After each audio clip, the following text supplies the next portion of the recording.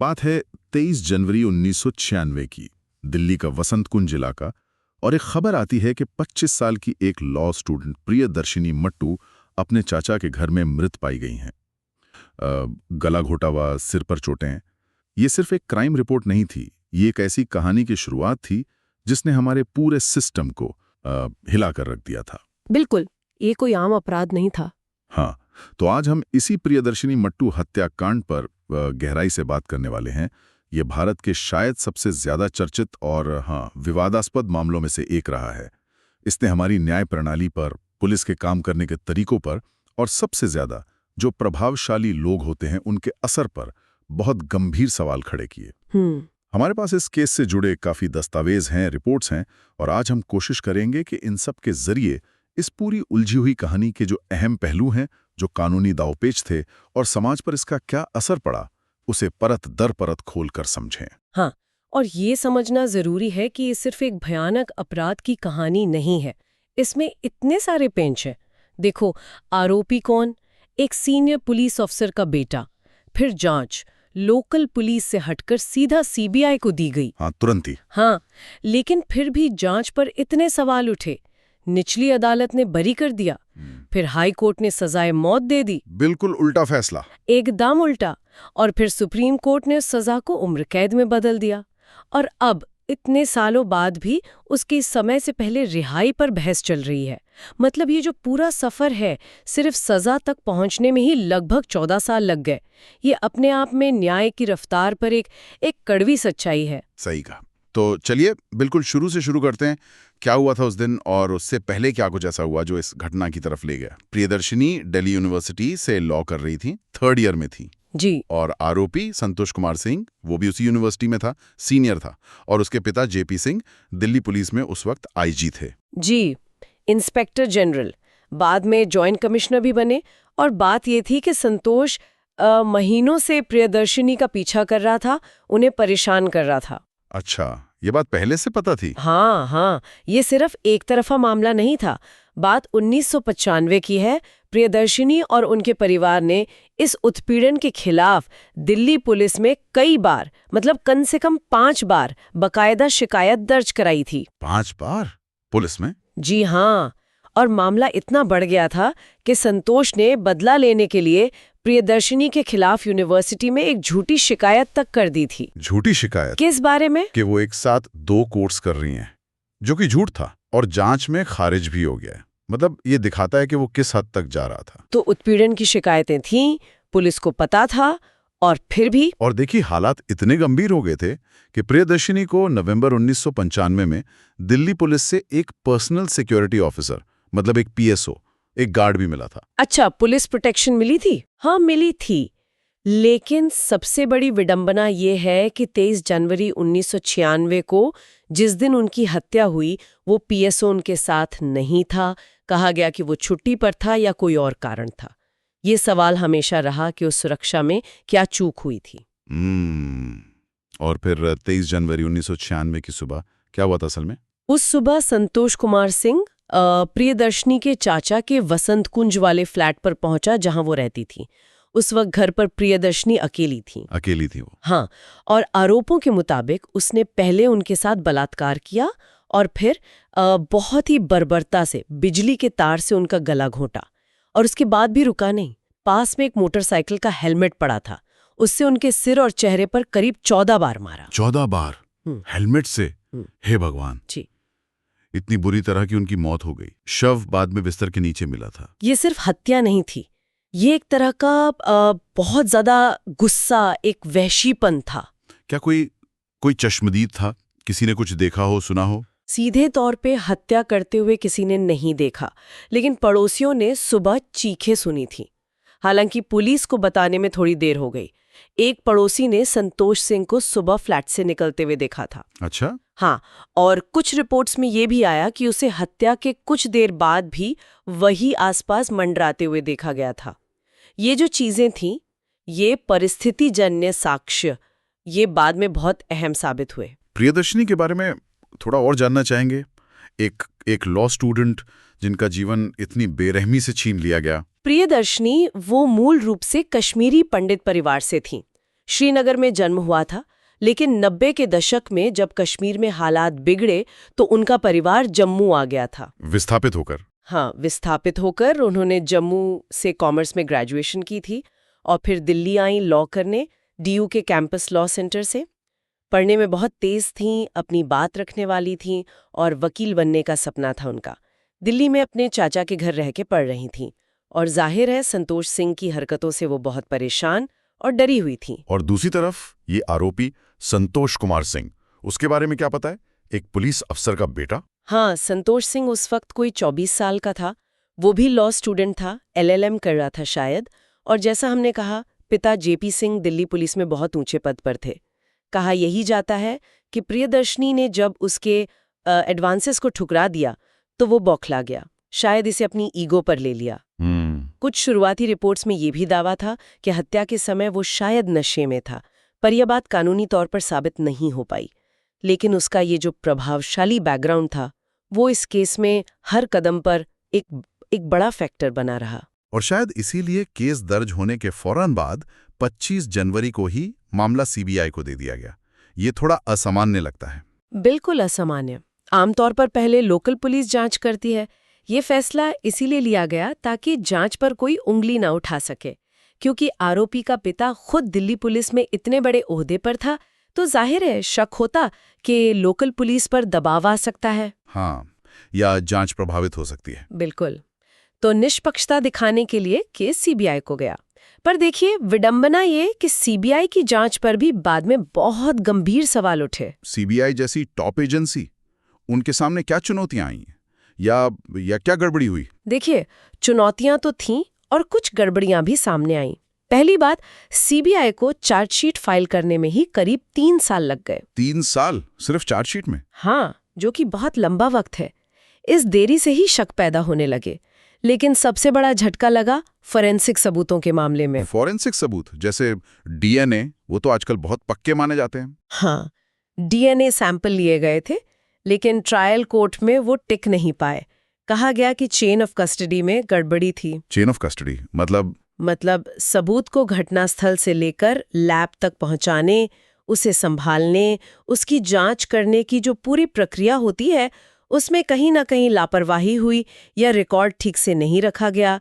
इससे सबूत की प्रामाणिकता पर शक हो गया और इंडियन एविडेंस एक्ट के तहत कोर्ट ने उसे नहीं माना।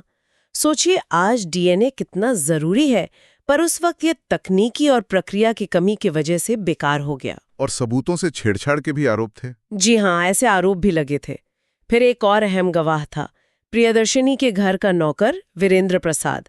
वो कुछ समय के लिए एकदम से गायब हो गया। गायब हो गया? हाँ, रहस्यमयी तरीके से। बाद में उसे बिहार से ढूंढा गया, उसने गवाही भी दी, लेकिन उसका ये गायब होना भी मामले को कमजोर करने की कोशिश का शक पैदा करता था। इन सब कमियों का नतीजा ये हुआ कि ट्रायल कोर्ट ने अपने फैसले में CBI की जांच को ही सुपरफिशियल एंड अनफेयर, मतलब सतही और अनुचित कह दिया। ये CBI के लिए बहुत बड़ी बात थी। और इसी कमजोर जांच का नतीजा शायद दिसंबर 1999 में आया, जब निचली अदालत के जज GP थरेजा ने संतोष कुमार सिंह को बरी कर दिया सारे आरोपों से। ये तो मतलब भूचाल जैसा रहा होगा। बिल्कुल भूचाल। ये फैसला इतना शॉकिंग वाला था, इतना विवादास्पद था, पूरे देश में एक बहस छिड़ गई कि क्या ताकतवर लोगों के लिए कानून अलग होता है।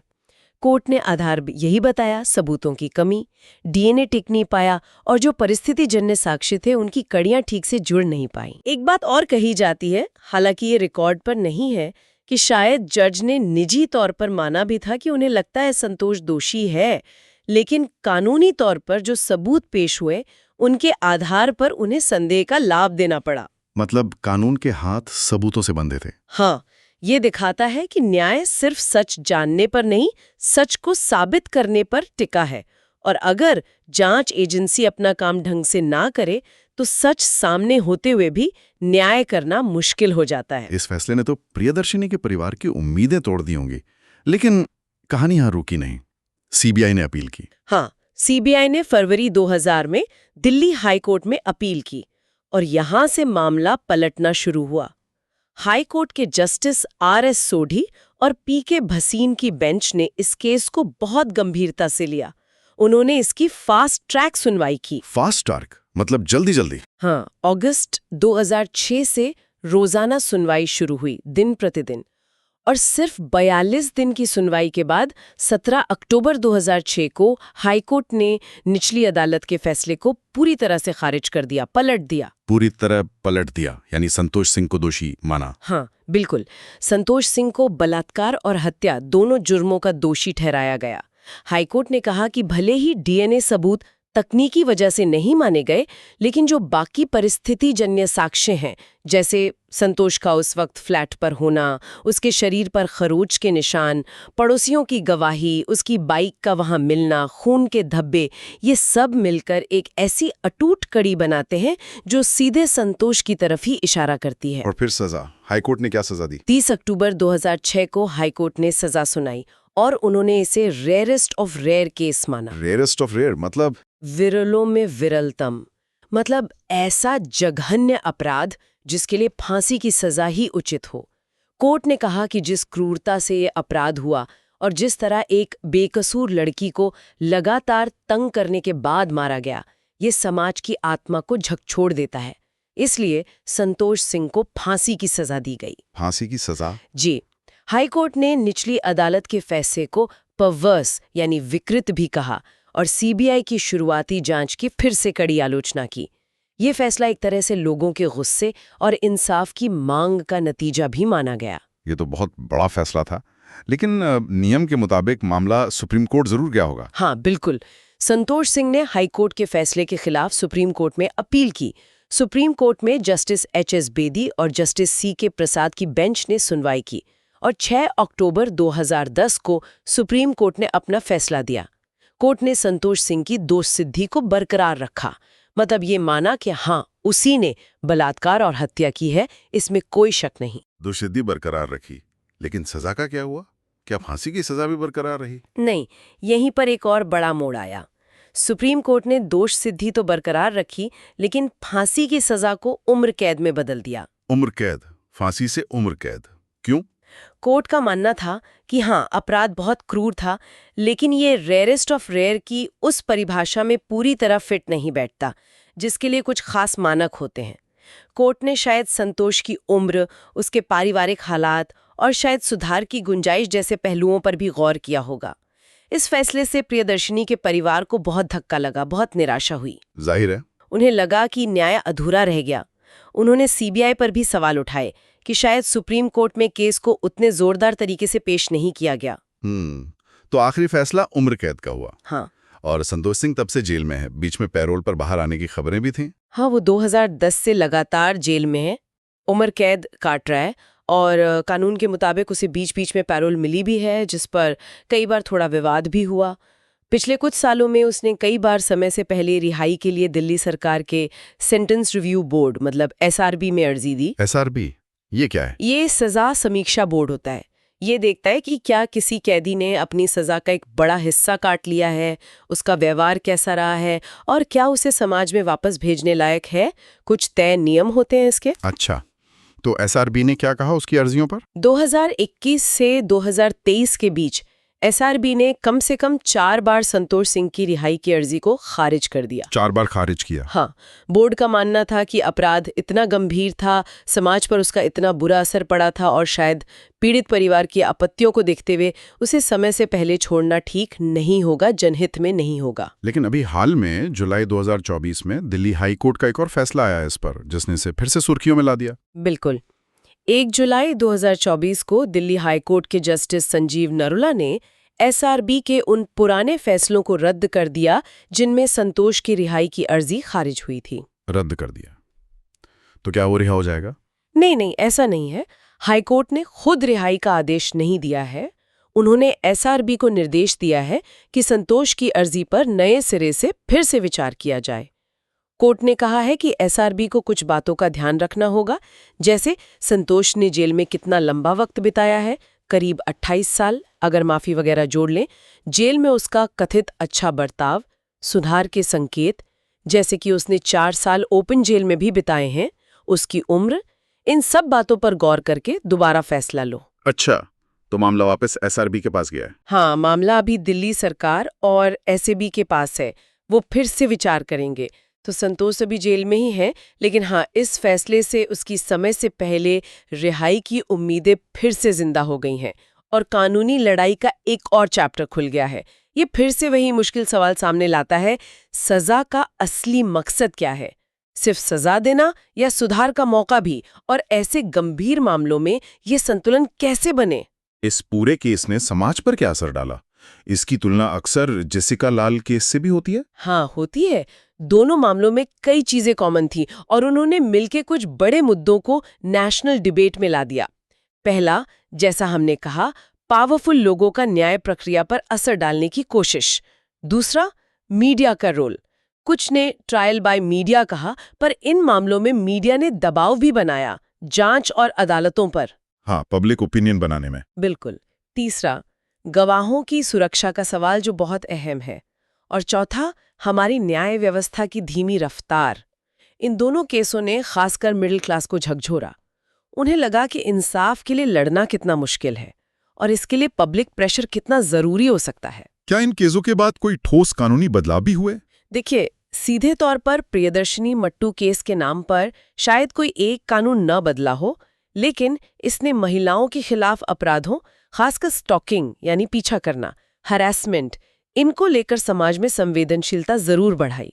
बाद में जब निर्भया कांड हुआ 2012 में और जस्टिस वर्मा कमेटी बनी, फिर कानूनों में बदलाव हुए, तो उनमें महिलाओं की सुरक्षा और गरिमा से जुड़े कई नए प्रावधान आए। कहीं न कहीं प्रियदर्शिनी और जेसिका जैसे मामलों ने उस बदलाव के लिए जमीन तैयार की थी। और हाँ, प्रियदर्शिनी के परिवार ने उनके नाम पर एक फाउंडेशन भी शुरू किया, जो महिला सुरक्षा और न्याय के मुद्दों पर काम करता है। ये केस एक मिसाल भी बना कि अगर पीड़ित पक्ष हिम्मत ना हारे तो देर से ही सही न्याय मिल सकता है, चाहे सिस्टम में कितनी भी खामियां हों। लेकिन इसका दूसरा पहलू, जैसा आपने पहले भी कहा, वो है न्याय में देरी। 1996 की घटना और सुप्रीम कोर्ट का फाइनल फैसला 2010 में। 14 साल सिर्फ ये तय करने में कि दोषी कौन है और सजा क्या होगी। ये हमारी न्याय व्यवस्था की वो कड़वी सच्चाई है, justice delayed is justice denied. देर से मिला न्याय अन्याय जैसा ही है। ये देरी पीड़ित परिवार के लिए एक अंतहीन इंतजार और पीड़ा बन जाती है। तो अगर हम इस पूरी कहानी को, इस चर्चा को समेटें, तो प्रियदर्शिनी मट्टू हत्याकांड सिर्फ एक क्राइम केस नहीं है। ये न्याय के लिए एक बहुत ही लंबी, बहुत दर्दनाक और उलझी हुई यात्रा का एक प्रतीक है। हमने देखा कि कैसे पावर का असर जांच को भटका सकता है, कैसे प्रक्रिया की कमियां सच को दबा सकती हैं, कैसे हमारी न्यायपालिका के अलग अलग लेवल एक ही सबूत को अलग अलग तरह से देख सकते हैं। निचली अदालत बरी करती है, हाई कोर्ट फांसी देता है, सुप्रीम कोर्ट उम्र कैद, और कैसे एक परिवार दशकों तक लड़ता रहता है। बिल्कुल, शुरुआती बरी होने से लेकर सजा मिलने तक, और अब ये समय पूर्व रिहाई की बहस तक, ये मामला लगातार मुश्किल कानूनी और नैतिक सवाल उठाता रहा है। इसने हमारी जांच एजेंसियों के काम करने के तरीके, फॉरेंसिक साइंस के इस्तेमाल में कितनी सावधानी जरूरी है, हमारी न्यायिक प्रक्रिया की रफ्तार, और शायद सबसे अहम, सजा और सुधार के बीच वो नाजुक संतुलन साधने की चुनौती को बार बार हमारे सामने रखा है। ये दिखाता है कि न्याय पाना कोई सीधी सड़क पर चलना नहीं है, ये अक्सर एक भूल भुलैये से गुजरने जैसा है। ये केस हमें सोचने पे मजबूर करता है, क्या वाकई जो लोग प्रभावशाली बैकग्राउंड से आते हैं, उनके लिए न्याय के मायने, न्याय तक पहुंच, उसकी प्रक्रिया आम आदमी से अलग होती है? और जब इंसाफ मिलने में किसी की आधी जिंदगी निकल जाए, तो क्या वो वाकई इंसाफ रह जाता है? और अब जो ये नया सवाल सामने है, वो भी उतना ही अहम है। जब हम समय से पहले रिहाई की बात करते हैं, तो अपराध कितना भयानक था, समाज पर उसका क्या असर हुआ, पीड़ित परिवार की भावनाएं, इन सब का वजन कितना होना चाहिए। और दूसरी तरफ, कैदी ने जेल में कितना वक्त काटा, उसका बर्ताव कैसा रहा, क्या उसमें सुधार की कोई गुंजाइश दिखती है?